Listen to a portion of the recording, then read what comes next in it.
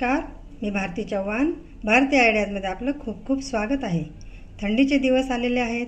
सगळ्यांना सर्दी, खोकला हे साथीचे आजार ह्या दिवसात खूप चालू असतात. त्यामुळे आपण काढा कसा बनवायचा याची रेसिपी दाखवणार आहोत. आता सगळ्यात आधी आपण साहित्य बघून घेऊया. काढा बनवण्यासाठी मी इथे तुळशीचे पानं घेतलेली आहेत आणि तुळशीच्या बिया पण घेतलेल्या आहेत. गूळ, जायफळ, हे जायफळचे पावडर आपण करून घेतलेले आहे.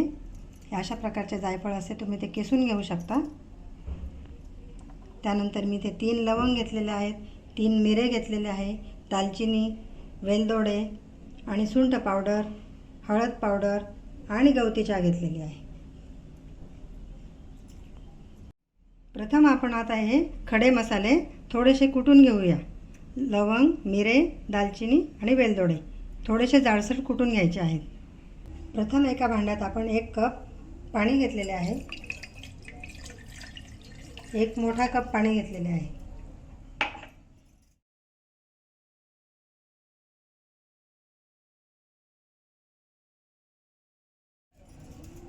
आता त्यामध्ये मी गवती चहा घालणार आहे.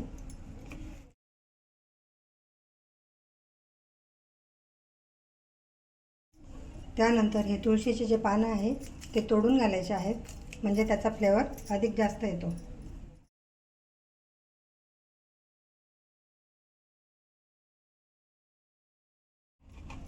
त्यानंतर गूळ घालायचा आहे.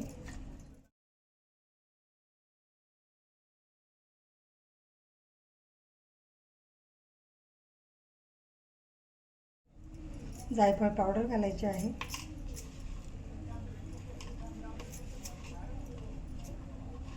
आणि हे जे जाडसर कुटलेले खडे मसाले होते ते पण घालायचे आहेत. सुंठ पावडर, याच्याऐवजी तुम्ही अद्रक पण किसून घालू शकता. थोडीशी हळद,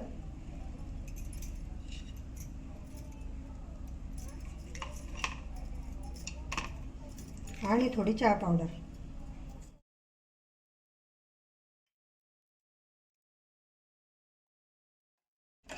आता याला व्यवस्थित मिक्स करून घ्यायचे आहे आणि या काढ्याला 10 मिनिटे उकळू द्यायचे आहे.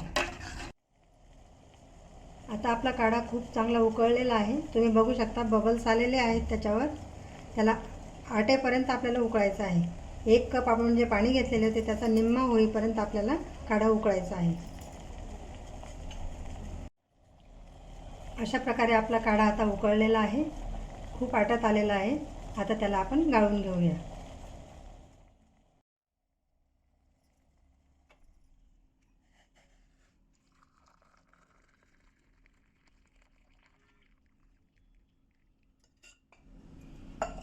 तुम्हाला आवडत असल्यास लिंबूचा फ्लेवरही तुम्ही टाकू शकता. त्याच्यात 2 थेंब लिंबाचा रसही तुम्ही पिळू शकता. याच्याने त्याचा स्वाद अधिक वाढत असतो. अशा प्रकारे आपला काढा आता रेडी झालेला आहे आणि तुम्ही त्याचा आस्वाद घेऊ शकता. तुम्हाला माझा आजचा व्हिडिओ कसा वाटला याच्या मला जरूर प्रतिक्रिया कळवा. माझ्या व्हिडिओला लाईक करा, माझ्या चॅनलला सबस्क्राईब करा. धन्यवाद.